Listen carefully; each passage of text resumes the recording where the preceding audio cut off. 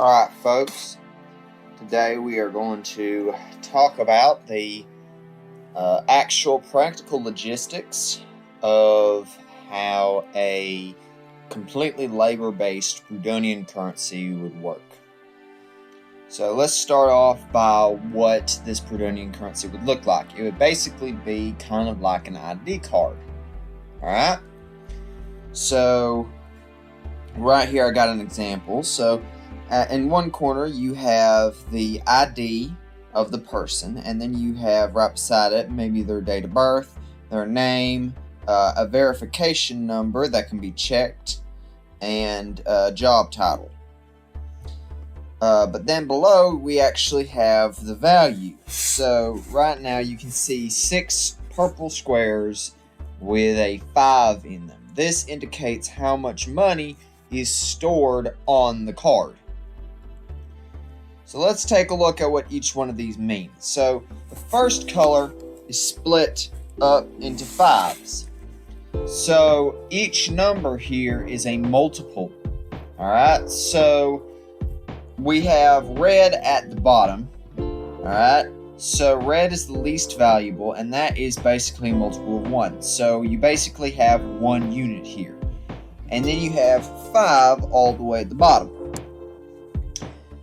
This first square indicates the relative amount of danger that you are put in if you take on this type of work. So basically, somebody in purple would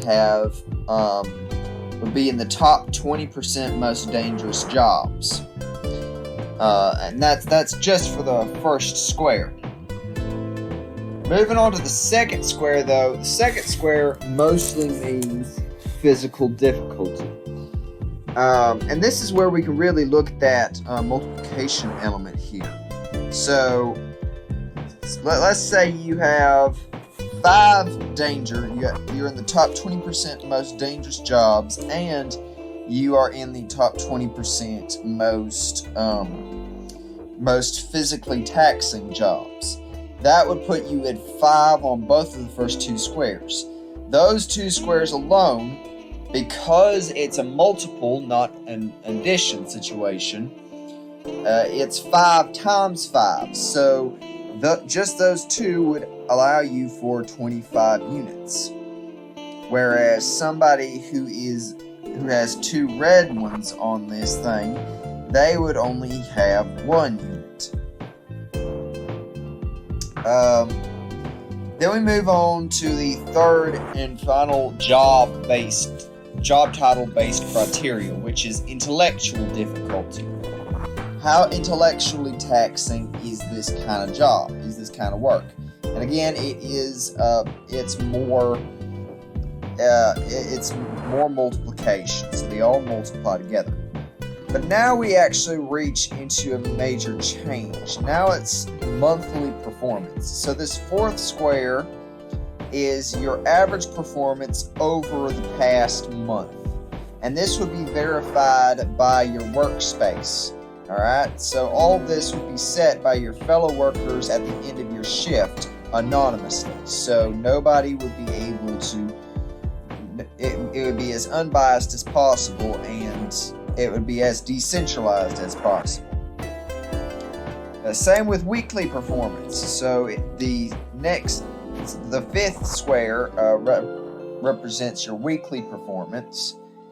And finally, the last square represents your daily performance, and this is updated every single work shift. Now, in terms of logistics of this kind of thing, how exactly would this work? Well, because it is so decentralized and labor-based, you actually have a very unique situation, especially given the fact that most of the value resets every single day. So most of the value in the economy resets every single day. And there is no hoarding, there's no propensity to save. So that alone would make the GDP shoot up given current economic theories. So there's no there's no propensity to save, but also there's something else, because one unit doesn't mean one thing. This currency is designed to reset its value every time you enter into a new workspace, which further reduces the propensity to save and further maximizes the amount of economic activity that people participate in.